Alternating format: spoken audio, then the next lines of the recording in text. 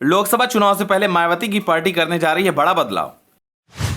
2024 के चुनाव में अपने बलबूते पर सत्ता हासिल करेंगी मायावती।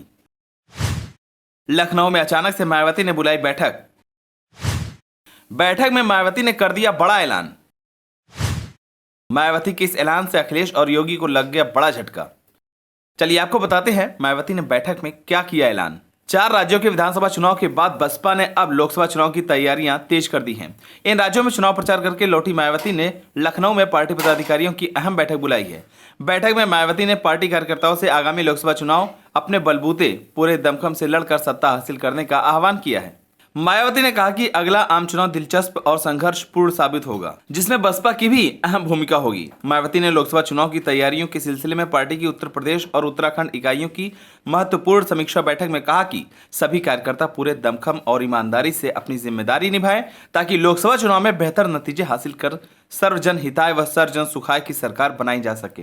मायावती ने देश की सियासी स्थिति का जिक्र करते हुए कहा कि केंद्र की और उत्तर प्रदेश सहित विभिन्न सरकारों की संकीर्ण जातिवादी और जन विरोधी नीतियों और कार्यप्रणाली की वजह से राजनीतिक हालात तेजी से बदल रहे हैं।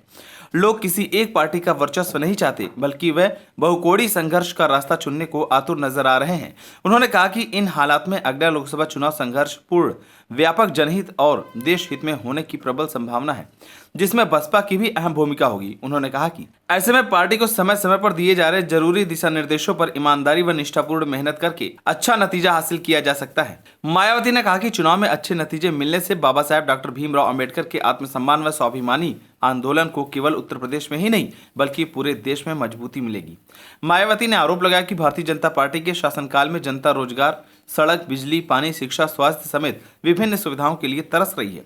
उन्होंने कहा कि भाजपा भी सपा व कांग्रेस की तरह अपने काम के बल पर जनता से वोट मांगने की स्थिति में नहीं है, इसलिए वह संकीर्ण, भड़काऊ और विभाजनकारी मुद्दों का सहारा ले रही है।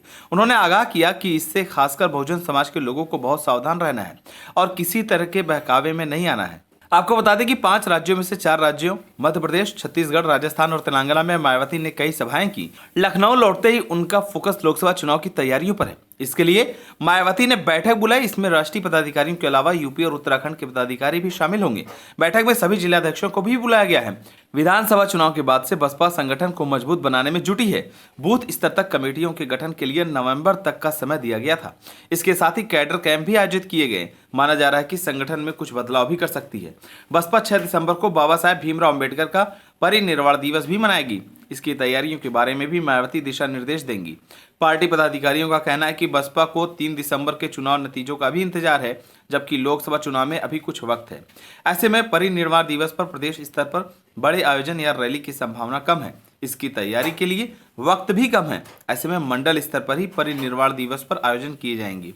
लखनऊ और नोएडा में 2 बड़े आयोजन हो सकते हैं। लखनऊ में यहाँ के अलावा कानपुर और अयोध्या मंडल के कार्यकर्ताओं को बुलाया जाएगा। नोएडा में पश्चिमी यूपी के 5 मंडलों का आयोजन होगा। अन्य 10 मंडलों के आयोजन मंडल स्तर पर ही होंगे।